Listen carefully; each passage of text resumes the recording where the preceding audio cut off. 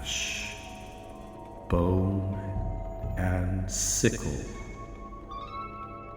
bleeding saints and forest witches, the past unburied, the books unsealed, the old celebration returning.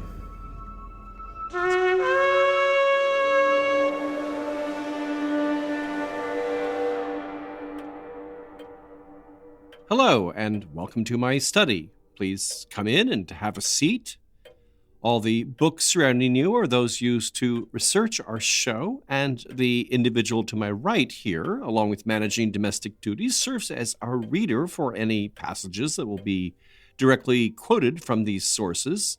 Her name is Mrs. Carswell. Hello.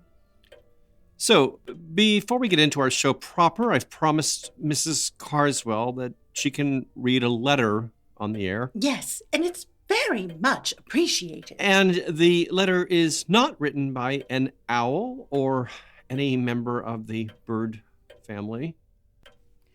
No.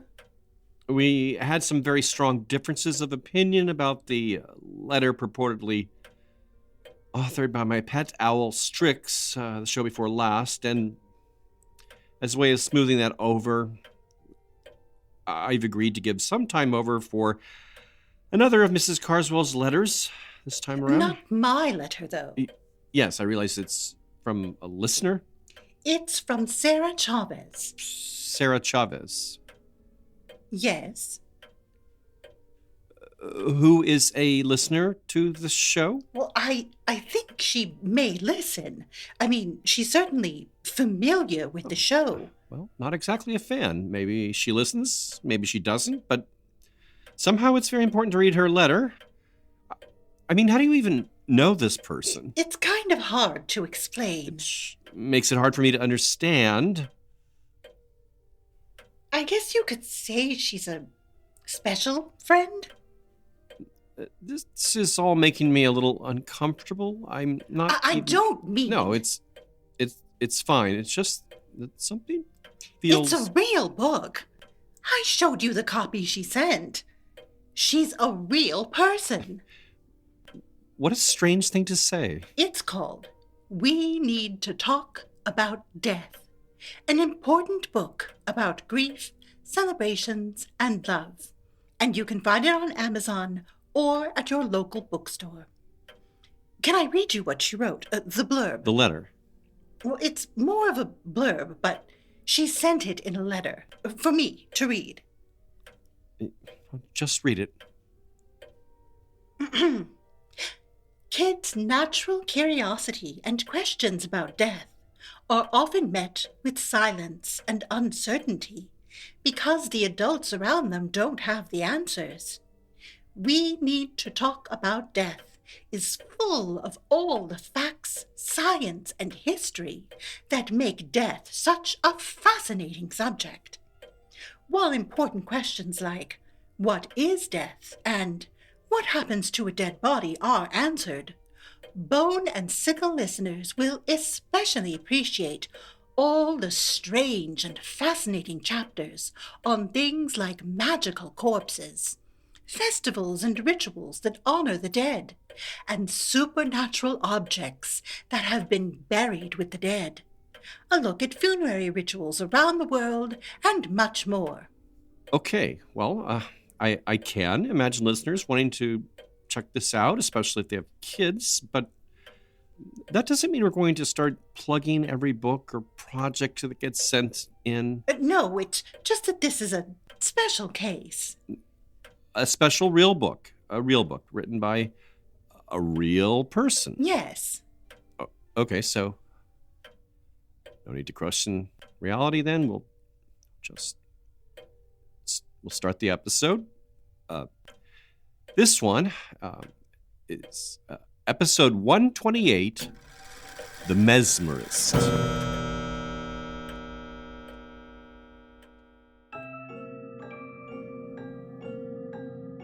I am your host, Al Ridenour, and this show, Bone and Sickle, examines the intertwining of horror and folklore in a historical context. I started the show as a way to further explore this area of intersection after writing my book, The Krampus and the Old Dark Christmas, and will have a related volume out at the start of next year. Bone and Sickle only exists thanks to the generosity of our Patreon donors, who choose from a tantalizing array of monthly rewards, including shirts, mugs, dusty old things from the library shelves here, and access to monthly bonus episodes. And I'll have more on all that at the end of our show.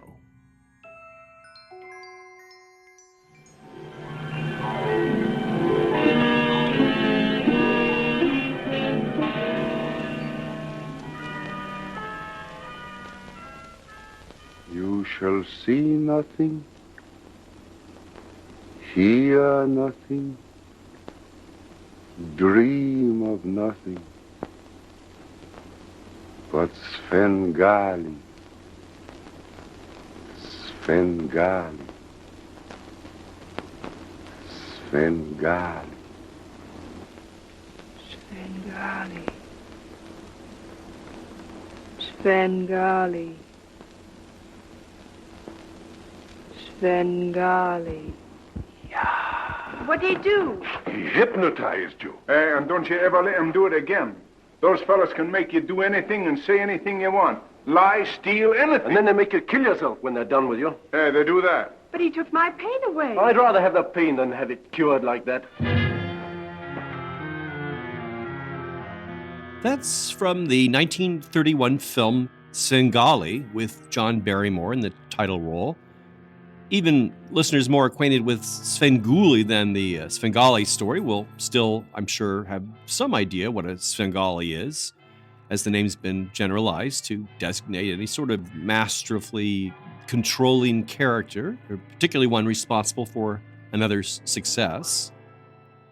In the film, Barrymore plays an Eastern European musician of middling talent who works as a voice coach for a young woman, one with whom he is in love. Though the romantic connection goes unrealized, his previously tone-deaf protege surprisingly rises to singing stardom through the power of Svengali's hypnotic control. The 1931 film is hardly the first to be adapted from a novel written in 1894 by British writer George du Maurier. There had been silent versions aplenty in 1912, 1915, 1923, and 1927, along with a few adaptations after Barrymore's film, one in 1954 and a 1983 version with Peter O'Toole in the title role. But the 1931 version remains the most remembered. Barrymore, who originally hoped to add a comic dimension to the character, doesn't exactly do that, though there's a certain cloyingly ingratiating quality to his Svengali, albeit a bit hard to see under his makeup and what's probably the pointiest beard ever worn in a film. For good or ill, it's very much work of its day, which also means the production design is tinged with that same German expressionism found in Dracula and Frankenstein, two other films released that same year. There's a particularly impressive sequence representing Svengali's telepathic control of his subject at a distance, one featuring a camera sweeping over a miniature version of the city, looking more like a grotesquely off-kilter medieval Prague than 19th century Paris, where the story is set. Du Maurier's novel, one of the most commercially successful of the 19th century, is not named for the hypnotist Svengali, but for the singer. It's called Trilby, after Trilby O'Ferrall, an Irish girl working as a model in a British artist colony in Paris. While Svengali went on to become a figure of speech, Trilby's bohemian lifestyle also contributed to the public's fascination with the story. The novel was immediately adapted as a play, a musical, and comic opera. It found its way into newspaper cartoons, music hall sketches, and even theme parties of the era. Trilby's uniquely bohemian personal style, as described in the novel, was all the rage, including the men's military-style jacket she donned, also her tomboyish hat, a sort of narrow-brimmed fedora, a style later popularized by Frank Sinatra and still known as a trilby. But Trilby mania, or Trilbyana as it was dubbed at the time, didn't stop there. There was Trilby-themed jewelry, cufflinks, shoes, dolls, toys, gumdrops, candies, ice cream bars, and even sausages. Another influence the novel had was on the French author Gaston Leroux, whose 1909 novel, The Phantom of the Opera, gives us another musical protege under sinister control. Trilby, published only 3 years before Dracula, would have certainly also been on Bram Stoker's radar and may have offered some inspiration to his own descriptions of young women, also under the hypnotic control of a mysterious Eastern European, albeit not identified as a Jew, as in du Maurier's uncomfortably emphatic characterizations. The two classic 1931 films adapting these books not only partake in the same German expressionistic design style, but also provided similar visual treatment of the title character's eyes, with both Lugosi and Barrymore famously portrayed in shadowy close-ups with eyes highlighted with pen lights, though Barrymore goes one better, donning the first contact lenses worn in Hollywood as a special effect for several shots in which his eyes go entirely white. Look into my eyes. Look. Now look into my eyes. You will sleep. Now do not take your eyes away from mine. Look. Sleep into my eyes. Now you are going. What a lovely young lady. Nothing else. When you wake, Sleep. the pain will be gone. Everything else is darkness. Listen to my voice. Your will is leaving you, I do feel very tired. although your eyes are open and you seem aware. You are in fact asleep. Your faculties dormant. Your ability to act and think subservient to my will. I had considered dedicating this episode to a survey of hypnosis in Victorian and later horror literature, but I settled instead on a quick sound collage, as you can hear. We will probably do a hypnosis-related horror story on our Patreon as a bonus episode, and I have other content of that nature to share. But meanwhile, I've decided to focus on where it all began, with the fascinating and rather weird story of the 18th century German doctor, Franz Anton Mesmer, after whom mesmerism is named. I'm equating mesmerism here with the modern term hypnotism, but you'll hear how the approach to it all was rather different in the beginning. To experience the sensation of hypnosis, to cross the dark, mysterious threshold of your own unconscious mind. And now, if you dare, look into the hypnotic eye.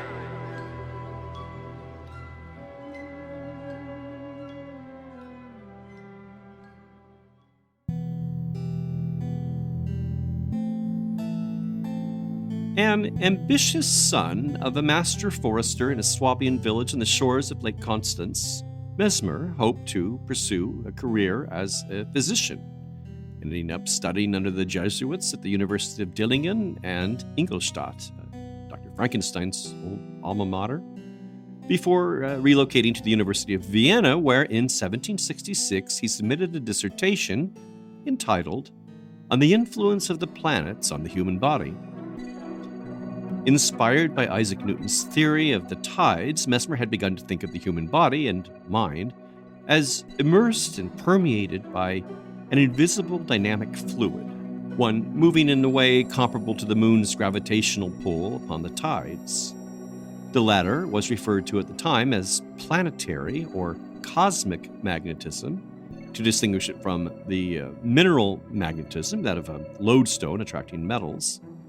A version of this force, particularly affecting human beings, Mesmer referred to as animal magnetism.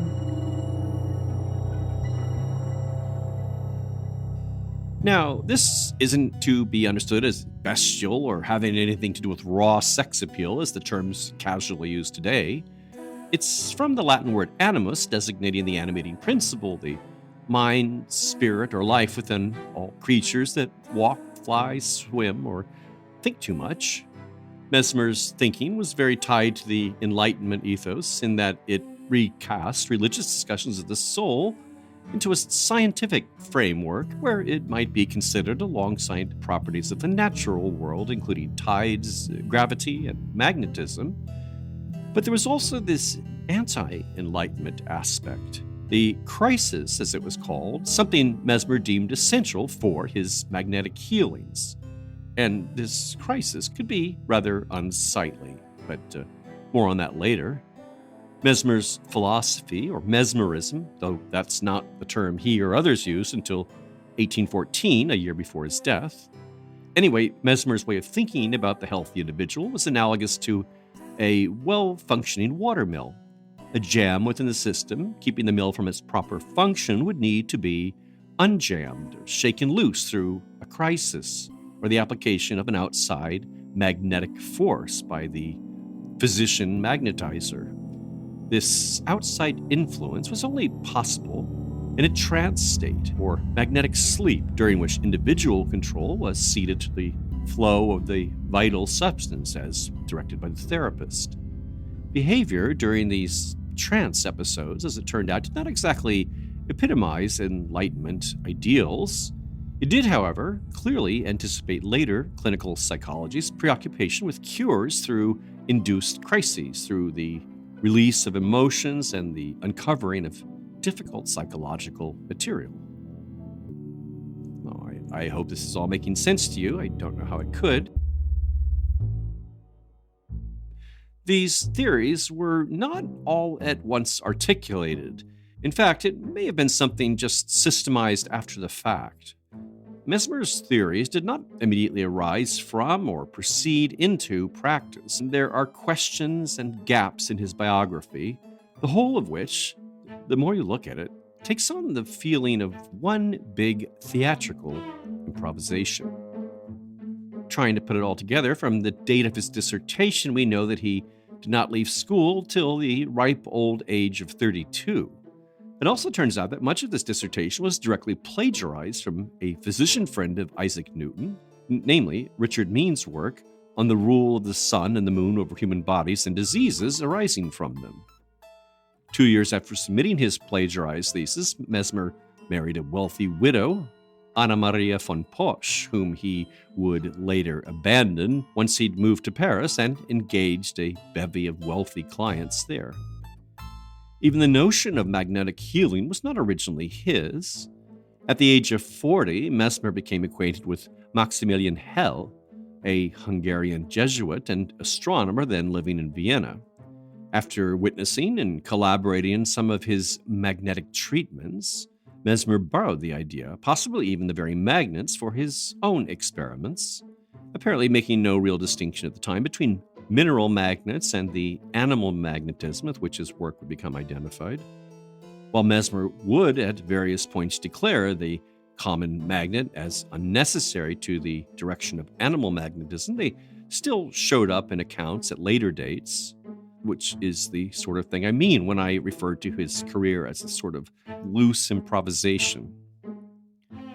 Mesmer's first documented therapeutic success occurred that same year in 1774, when he induced an ailing young woman in his social circle, Franziska Österlund, to swallow a preparation containing iron and then attached magnets to her legs and stomach to produce within the patient what he called an artificial tide.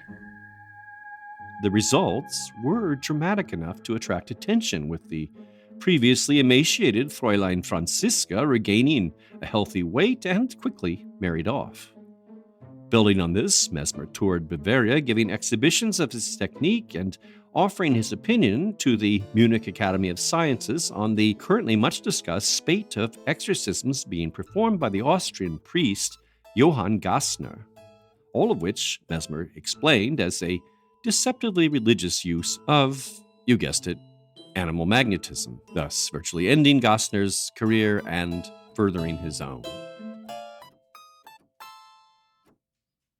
From the following year, 1775, we have a particularly good account of Mesmer's work as he was invited to the castle of a Hungarian nobleman, Baron Horecki de Horka, who suffered from a condition which would not respond to care provided even by the foremost doctors of Vienna. Our records come from a diary kept by the family tutor, resident scholar, and interpreter, Herr Seifert, who observed Mesmer keenly, expecting that he was a charlatan. These diaries would later be discovered by the German mystic and healer Justinus Kerner and were later reproduced in his 1856 volume, Experiences of Mesmer in Hungary. Upon Mesmer's arrival, Seifert finds the doctor preoccupied with the state of his equipment, variously shaped artificial magnets, and an electrical machine, which had been broken upon the journey and thereby rendered useless. Being an amateur scientist himself, and magnets being all the rage, Seifert happens to have some magnets of his own, and he says he lent him mine, which, although smaller and simpler of construction, nevertheless proved all that was necessary. Seifert, Kenner says, observes that Mesmer wore beneath his linen shirt another of leather, lined with silk, and supposes that Mesmer sought by this means to prevent the escape of the magnetic fluid. He believes that Mesmer also wore natural and artificial magnets about his person, with the intention of strengthening the magnetic condition in himself. the peculiar treatments Mesmer provided the Baron initially did not sit well with the Countess, his wife. She confidentially asked Seifert to write to another doctor on her behalf, but before doing so, she suggests he observe firsthand what is going on. Seifert records the weird scene. Mesmer sat at the right side of the bed upon a chair, with his left arm turned towards the bed. He wore a grey gown, trimmed with gold lace, and upon one leg a white silk stocking. His other foot, naked, was placed in a wooden washtub, about 2 feet in diameter and filled with water. Whether the water was hot or cold, or whether it contained magnets, I did not observe. By the side of this tub sat the violinist, Koleretic, with his face turned towards the bed. Koleretic was completely dressed, but held in his hand a walking stick, which was placed with its iron-sheathed tip in the tub of water. This cane he held with his right hand and rubbed incessantly from the top downwards.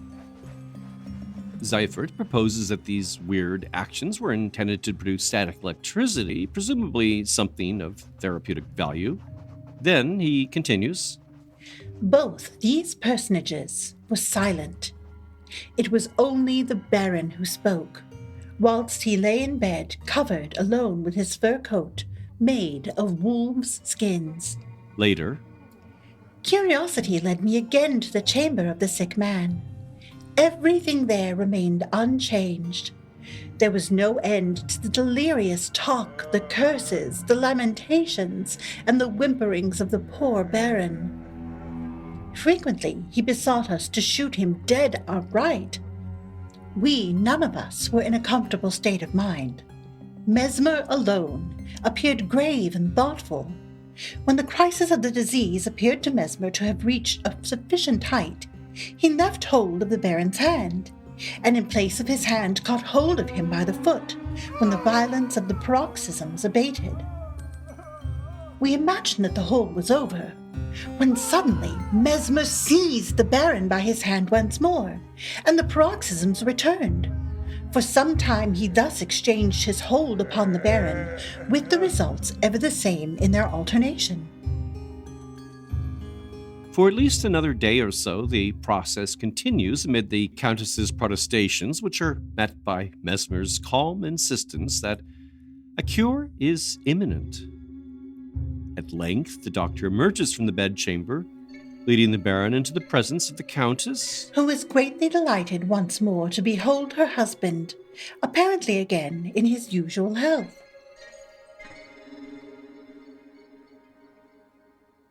As word got out about the activities in the castle, visitors streamed in, and Seifert documents the peculiar variety of techniques employed. When a peasant comes complaining of pains in his stomach, Mesmer examined the tumor and then ordered the peasant to readjust his clothes and pointed, as was his custom from time to time, with his finger towards the affected part. He treated the peasant so far in a manner different to his other magnetic patients that he placed him quite separated from them upon a chair and gave him a large square wine bottle filled with water to hold carefully upon his stomach. This bottle Mesmer had previously held in his own hands in order to magnetize its contents. Nothing especially curious in relation to this man's case did I observe, until Mesmer one day waltzed in the anteroom, the door of which was shut, and began charging the electrifying machine. Suddenly, the peasant let fly the coarsest oaths against Mesmer. I questioned him why he allowed himself to be thus carried away, when the man excused himself by saying that he was experiencing such prickings as could only come from that German man or the devil. Smiling at the peasant's simplicity, I entered the antechamber, where I found that Mesmer, in the presence of various spectators, was attracting the sparks out of the electrical machines by the knuckles of his hand.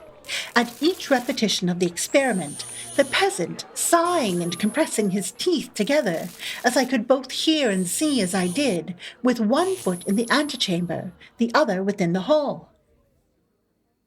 Mesmer's pointing cures are frequently mentioned.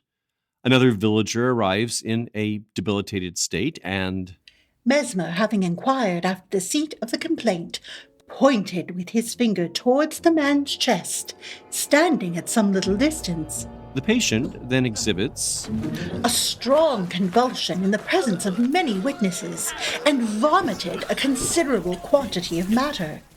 A year later, Seifert encounters the robust-looking man in the street and is begged to thank Mesmer on his behalf for the cure. In another incident, Mesmer points to the reflection of a man who is standing in another room at the time.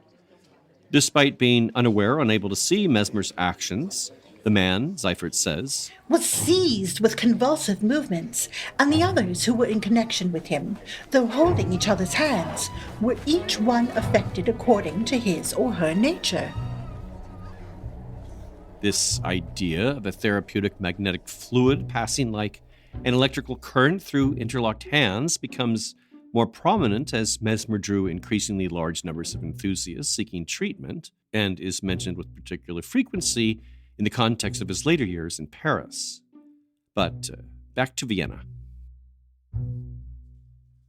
Shortly after his return from Hungary, Mesmer accepted an invitation to treat the blindness of an 18-year-old woman by the name of Maria Paradis.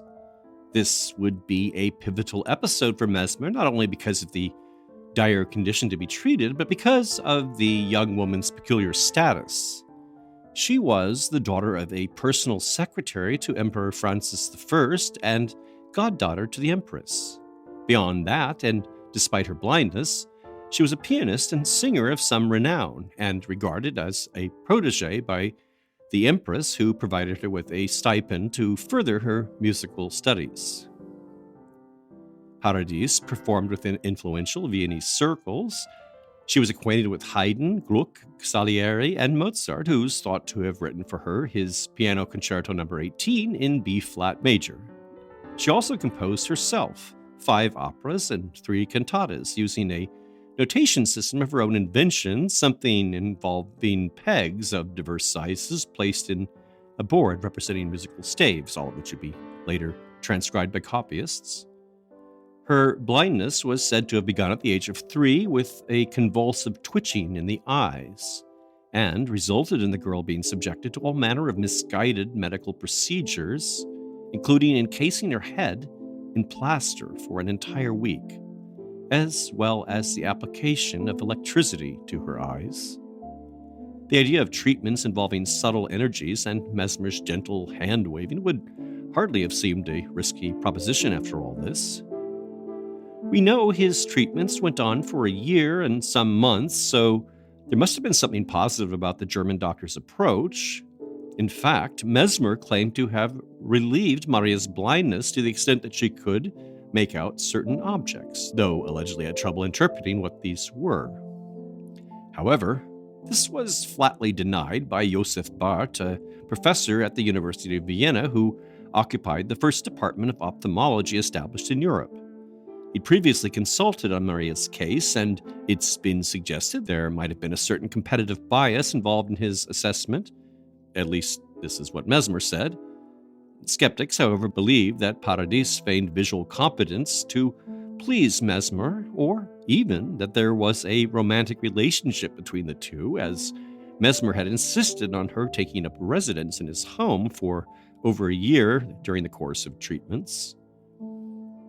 Others have suggested that Maria's blindness was merely a hysterical condition, one perhaps responsive to Mesmer's gentle approach, or that Mesmer's success was ultimately denied by her parents, who feared the loss of the stipend dependent on her disability.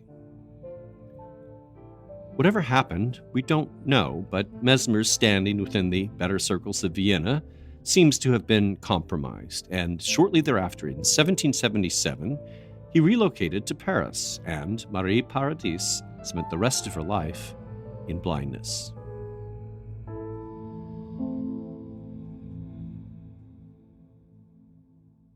Apparently, it was more name recognition than any sordid particulars that followed Mesmer to Paris, where his practice rapidly expanded.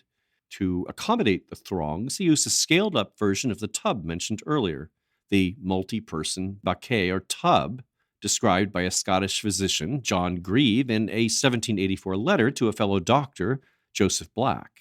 After some speculation regarding the profitability of Mesmer's racket, Grieve comments that the treatment facility set up by the German doctor is so much crowded that there are seldom fewer than 200 people in it at one time, from morning to night. And he goes on. In the middle of the room is placed a vessel, about 1.5 feet high, which is called here a baquet. It is so large that 20 people can easily sit round it, near the edge of the lid which covers it. There are holes pierced, corresponding to the number of persons who are to surround it.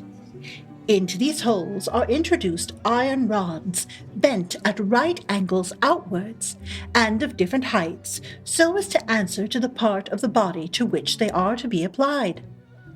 Besides these rods, there is a rope which communicates between the baquet and one of the patients, and from him it is carried to another, and so on the whole round. The most sensible effects are produced on the approach of Mesmer, who is said to convey the fluid by certain motions of his hands or eyes, without touching the person. I have talked with several who have witnessed these effects and who have convulsions occasioned and removed by a movement of his hand. While Mesmer's magnetic salons, as they were called, exerted a faddish appeal, it was more difficult for him to find acceptance within the Royal Academy of Science or the Royal Society of Medicine. In 1784, 7 years after his arrival in the city, Louis XVI called for a commission to investigate this controversial new science, something initiated without Mesmer's knowledge or involvement. It was Charles de Nicolas Deslandes, a personal physician to the king's brother and disgruntled former associate of Mesmer, who was chosen to participate in this study. Persons sitting on the committee included the American ambassador and scientist Benjamin Franklin, the chemist Antoine Lavoisier, and Joseph Guillotin, that tireless promoter of a humane instrument of jurisprudence which in no way was abused during the revolution to come. That is, more anglicized, Joseph Guillotine. As you might have guessed, things did not go particularly well for Mesmer. It was not a criminal investigation, of course, but the details of actual mesmeric practice seemed to fly in the face of the Enlightenment spirit. Descriptions of magnetic therapy appearing in the report sounded more like some species of madness. The patients present a very varied picture by the different states in which they are. Some are calm, quiet, and feel nothing. Others cough, spit, feel some slight pain, a local or general heat and sweat. Others are agitated and tormented by convulsions. These convulsions are extraordinary in their number, duration, and violence. As soon as one convulsion begins, several others manifest themselves.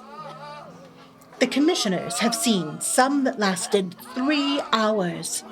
They are accompanied by expectorations of a cloudy and viscous water caused by the violence of the efforts. Sometimes streaks of blood have been seen, and among others, there is a young male patient who often throws it up in abundance.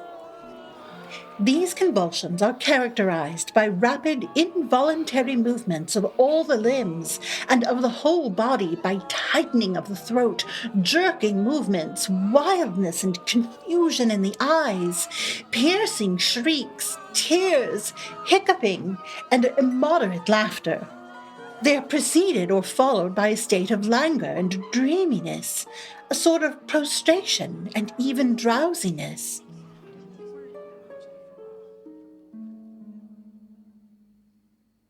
Aside from the aesthetic distaste these spectacles would have generated, there were the scientific findings.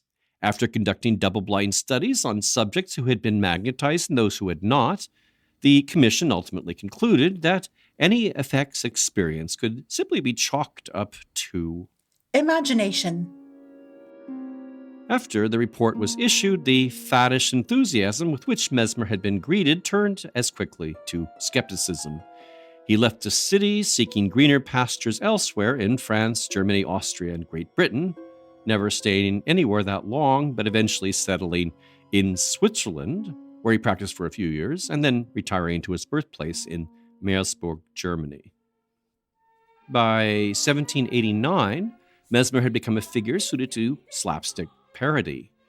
First produced that year, Mozart's opera Così fan tutte, roughly translated as Women Are Like That, is a comic romp involving the swapping of fiancés and assumed identities, including a character disguised as a mesmerist who sings. This is a famous piece of magnet, the mesmeric stone, which had its origin in Germany and then became celebrated in France. The pretend doctor, a helpful maid in disguise, has been called to treat 2 other disguised characters who have drunk a pretend poison. The magnet is presented as a ridiculously oversized prop, and there's lots of cartoonish twitching and convulsing by the patients, not in response to the poison, but in imitation of Mesmer's gullible patience. Of course, playful references to mesmerism were frequent in popular art of the day, in plays, newspaper journals, and broadsheets.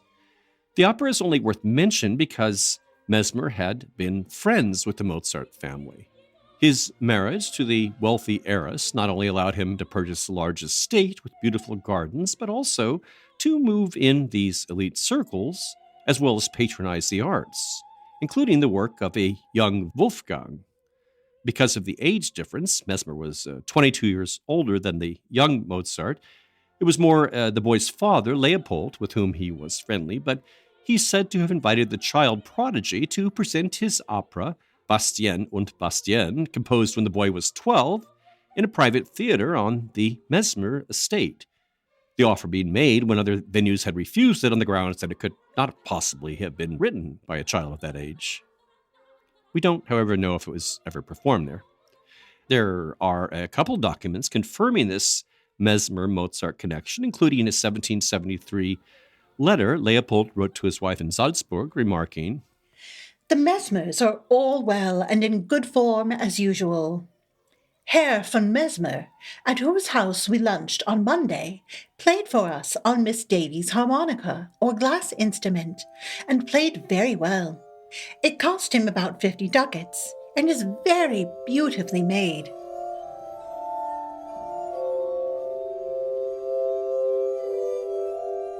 You're hearing Adagio for Glass Harmonica, a composition by Mozart. Wolfgang Amadeus, that is. Invented in 1761 by Ben Franklin, the glass harmonica is a strange instrument, a more permanent and portable version of an earlier instrument or contrivance called a glass harp. That is an arrangement of partially filled glasses played with a wetted finger run along the rim with different volumes of water producing the varied tones. Franklin's invention, originally called a glass harmonica, an Italianized version of harmonica, no H, or even a glass harmonium, used glass bowls of descending size mounted on a horizontal spindle, rotated like a spinning wheel by a foot treadle. The importance of the glass harmonica to Mesmer is well documented in the 1814 book Mesmerism, written by Carl Christian Wolfart, a magnetic physician himself who spent a month with Mesmer not long before his death. In it, he remarks on the doctor's use of music as an adjunct to his therapy, music that Mesmer himself played. A long performance on a cello used to induce sleep, he says, Mesmer was accustomed to make use of the tones of a glass harmonica, with beneficial effects as a bearers of the magnetic fluid in cases of magnetic cure. Beyond this, however, Mesmer had a strong personal connection to the instrument. Wolfart writes, Mesmer was accustomed, when supper was over, after a little repose, and when twilight was gathered, to play upon his beloved harmonica, when all around and within him seemed harmonious.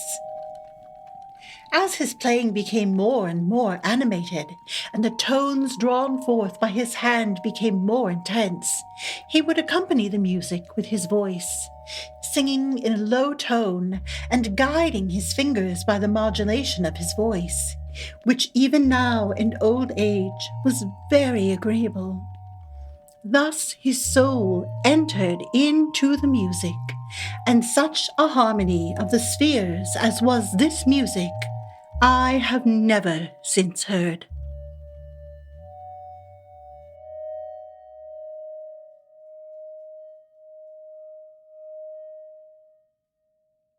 However, the unearthly sounds produced by this peculiar instrument were also a source of unease in some quarters.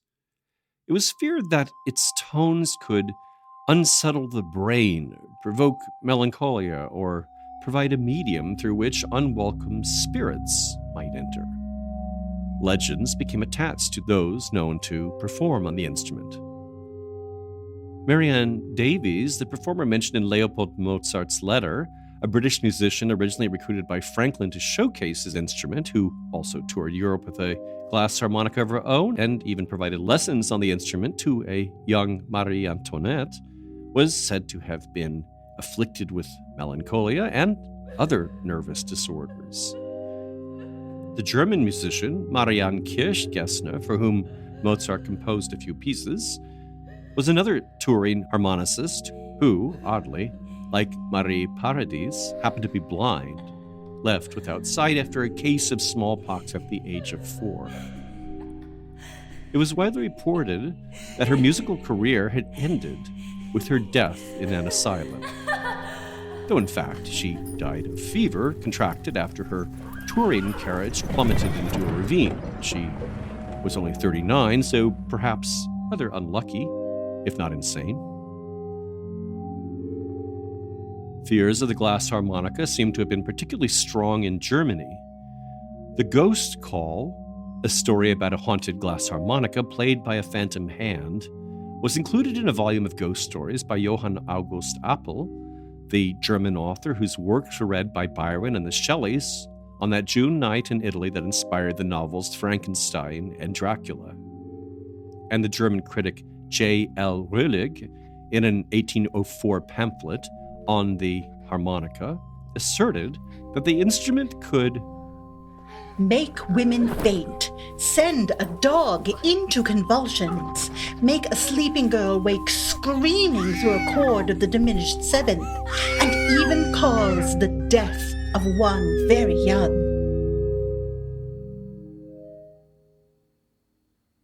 I probably shouldn't have you listening to the glass harmonicas so much, so let's get back to mesmerism and a final note on Mesmer's last days. While I've clarified that the term animal magnetism wasn't used in reference to our feathered or four-legged friends, there were attempts to manipulate members of the animal kingdom using these mysterious energies. In the 1840s, the French mesmerist Charles Lafontaine gave a highly publicized presentation at the London Zoo, during which he was said to have hypnotized a lion. And in 1883, an entire book dedicated to the subject was published, Trials of Animal Magnetism on the Brute Creation, in which the author, one John Wilson, documents his efforts to mesmerize various cats, dogs, hens, goats, ducks, geese, a macaw, and even some fish caught in a nearby river. Mesmer himself, according to Wolfart's 1814 volume, perhaps through his powerful magnetic influence, possessed the faculty of taming and attracting animals towards himself. Wolfart goes on to describe a canary that kept the doctor company to his very end. Its abode being an open cage in Mesmer's chamber. Every morning early the bird would fly forth, perch upon Mesmer's head whilst he slept, and wake him with its song. Nor would the bird allow his friend any peace until he rose, dressed, and placed himself at the breakfast table. So long as Mesmer drank his coffee, the bird remained perched upon the sugar basin and pecked the sugar. If Mesmer hesitated to drop a lump of sugar into his cup, the little creature, remarking the hesitation, would drop the lump of sugar. When his master arose from the breakfast table, the little canary would fly back into its cage. A slight stroke from Mesmer's hand would throw the bird into a sleep as though it were dead, whilst a stroke, the reverse way of the feathers, would awaken it. Mesmer was, like his bird, accustomed to retire early to rest, usually about the hour of 8. Whilst he prepared for sleep, the bird would thrust its head beneath its wing. On March 5th, 1815, as Mesmer felt his end approaching, he called for his friend, a young priest, Father Fessler, hoping that he might play to him upon the harmonica whilst he departed. Before his friend arrived, however, Mesmer, smiling, fell asleep forever in this world, seemingly filled with a presentiment of an unending, all-musical divine harmony awaiting his soul beyond the grave. As if still alive, the body lay untouched till the morning, but the canary did not, as usual, fly forth from its cage to perch upon his head to awaken him. The bird neither sang nor ate any more, and very shortly afterwards was found dead in its cage.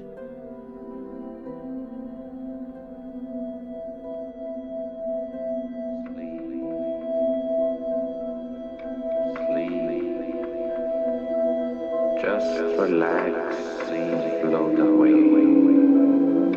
Sleep, rest. Just relax, you're tired, float away. So those electric lights have a soothing effect.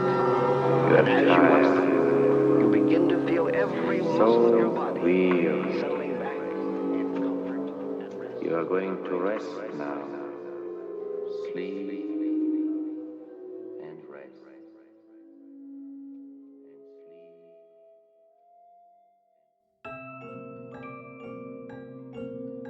I hope everyone's been enjoying our show, and if so, that you'd leave us a review to boost our visibility.